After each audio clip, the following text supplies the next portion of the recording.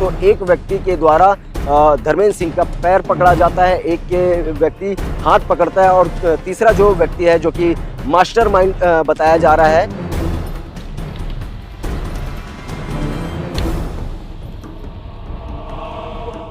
उसके हाथ से चाकू चल जाती है और मौके पर धर्मेंद्र सिंह की हत्या हो जाती है। अब हत्या करने के बाद वो तीनों लोग वहां से नगदी रकम को, पैसे को लेकर के भाग निकलते हैं, लेकिन भागने से भी पहले उस कमरे पर ताला लगा देते हैं।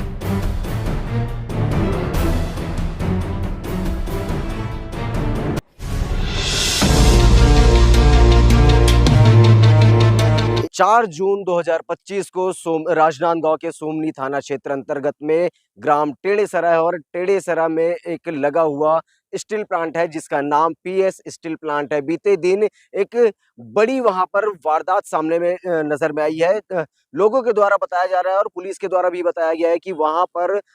एक बंद कमरे पर गंदी स्मेल आ रही थी। स्मेल आने के बाद लोगों में दहशत का माहौल फैल गया था और दहशत का माहौल फैलने के बाद स्टील प्लांट के कुछ कर्मचारी और वहां के स्थानीय लोगों के द्वारा हल्लाएं उड़ गई कि यहाँ से, इस कमरे से गंदी स्मेल आ रही है, बदबू आ रही है, जिसके बाद मामला बढ़ता गया और बढ़ने के बाद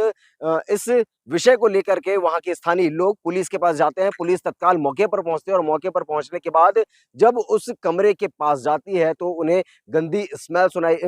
सूंघने को मिलती है। अब उसके बाद जब पुलिस देखती है तो वही वो कमरे पर बाहर की तरफ से ताला लगा हुआ था, ताला जड़ा हुआ था। ताला जड़ने के बाद संदेही जाता है कि वहां पर एक लाश तो दिख रहा था, मृत अवस्था में एक युवक का लाश है, जो कि युवक का नाम धर्मेंद्र सिंह बताया जा रहा है, जो कि यूपी के कुशीनगर का रहने वाला निवासी है। उनका विवाह नहीं हुआ था, ऐसा पुलिस का बयान है। और आज राजनांदगांव के पुलिस अधीक्षक कार्यालय में इस विषय को लेकर के पुलिस अधीक्षक मोहित गर्ग के द्वारा प्रेस वार्ता लेकर के, प्रेस कॉन्फ्रेंस लेकर के खुलासा किया गया है। इस मामले की पूरी कहानी दरअसल इस प्रकार की है कि पीएस स्टील प्लांट में काम करने वाले धर्मेंद्र सिंह वहां पर शुक्रवार के दिन भर अपनी काम करता है और कामकाज करने के बाद वो वापस अपने कमरे पर जाता है और आराम करता है। इतने में ही कुछ लोग हैं जो 3 लोग बताए जा रहे हैं पुलिस के द्वारा, वो 3 लोग वहां पहुंचते हैं कमरे में और उनकी जो नीयत होती है वो धर्मेंद्र सिंह के पास रखे हुए नगदी रकम यानी कि उसके पैसों को लूटने की बात ऐसा सामने आ रहा है, ऐसा पुलिस के द्वारा कहा जा रहा है। अब वहां पर जब युवक कमरे के अंदर में पहुंचते हैं तो एक व्यक्ति के द्वारा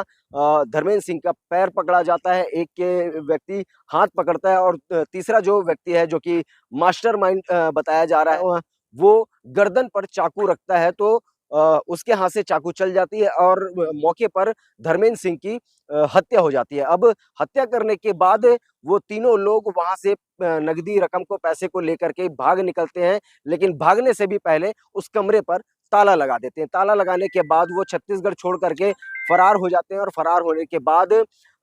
पुलिस लगातार उनकी जांच करते रहती है, उन्हें ढूंढने का प्रयास करते रहती है और प्रयास करते करते आज पुलिस को एक बड़ी सफलता मिलती है कि आज तीनों युवकों को, तीनों लोगों को जो इस हत्या के मामले में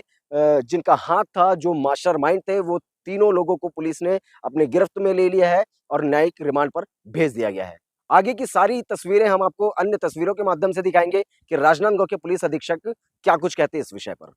एक सोमनी में मर्डर हुआ है, उसको बड़ी ही तत्परता से उसमें अच्छे से विवेचना करते हुए उसमें 48 घंटे के भीतर 3 आरोपी जो उसमें आरोपी थे मुख्य, तीनों को गिरफ्तार कर लिया गया है और साथ में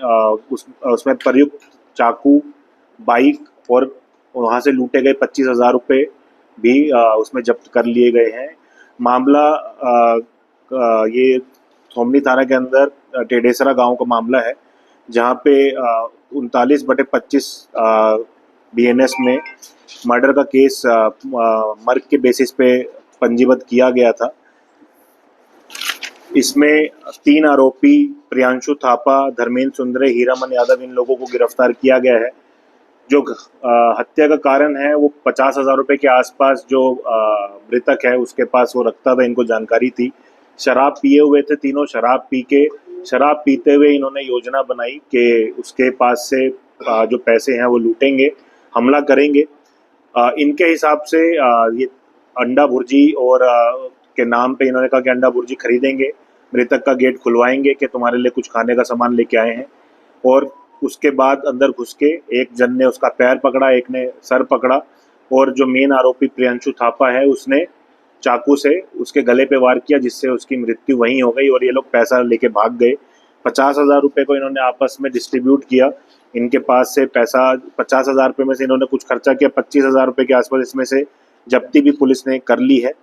इन तीनों का पुराना रिकॉर्ड भी हम लोग चेक करा रहे हैं और उसी हिसाब से आगे की कार्रवाई भी इसमें की जाएगी। लेकिन एक ये बड़ी गुत्थी जो थी हत्या की, वो तुरंत पुलिस ने सुलझाई है।